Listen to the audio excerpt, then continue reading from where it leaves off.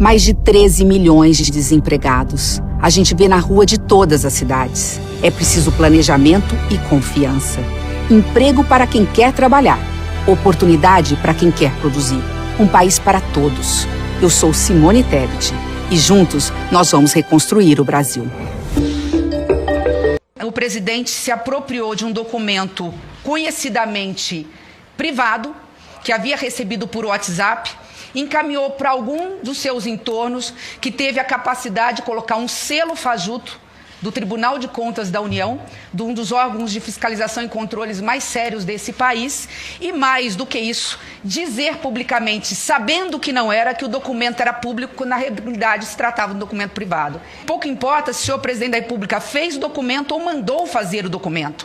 Na realidade, ele tornou público um documento sabidamente manipulado, falsificado. Isso é crime comum e crime de responsabilidade, senhor presidente.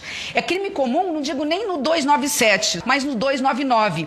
Omitir em documento público ou particular declaração que dele deveria constar, ou nele inserir ou fazer inserir declaração falsa ou diversa que deveria ser escrita. Bom, nós temos aqui uma das vozes fortes da República, uma senadora que tem muito respeito, candidata à presidência da República pelo MDB, é um dos grandes partidos do Brasil. E, senadora, em primeiro lugar, bom dia, é um prazer falar com a senhora mais uma vez. Prazer é sempre meu, da Atena, obrigada pelo convite. Em seu nome, do Agostinho, eu cumprimento todos os ouvintes da Rádio Bandeirantes. Senadora, União Brasil, MDB e PSDB estão em conversas para unificar a terceira via. É o que mais se fala agora.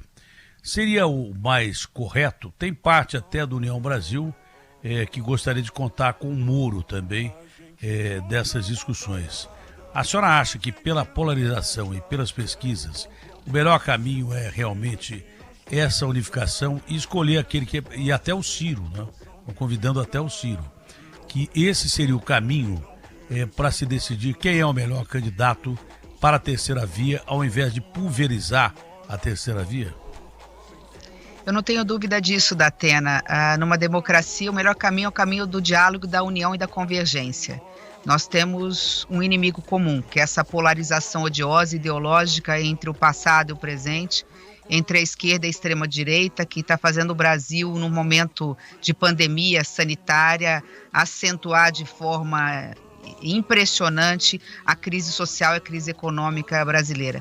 O Brasil passa fome, o Brasil hoje é um país de miseráveis, um Brasil que tem o jovem perdido porque não consegue minimamente, nem na informalidade, um emprego, um sustento, e o trabalhador brasileiro perdendo emprego e a classe média apavorada porque hoje vai no supermercado e não consegue mais trazer para casa os alimentos que trazia. E diante de tudo isso, nós temos um governo que, ao invés de governar, acirra a polarização, já está pensando no processo eleitoral, e isso interessa também para o governo, para o PT e para o candidato do PT. Essa polarização que levaria esses dois candidatos ao segundo turno, a meu ver, Datena, só se encerraria em 2026.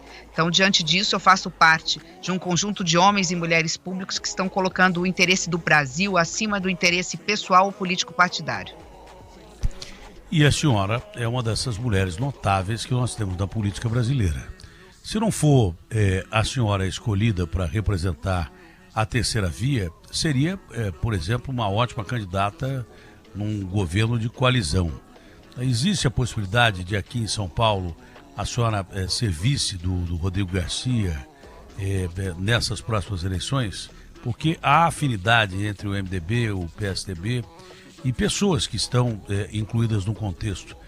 Não sendo a senhora, seria uma pena a candidata da terceira via. A senhora poderia aceitar um convite para ser vice do Rodrigo, tornando a chapa dele mais forte? Do Rodrigo Garcia? O Rodrigo seria pré-candidato à presidência da República? Não à presidência. Eu disse que se a senhora não for candidata à presidência, a senhora aceitaria o cargo de vice-governadora, que tornaria a chapa do Rodrigo mais forte.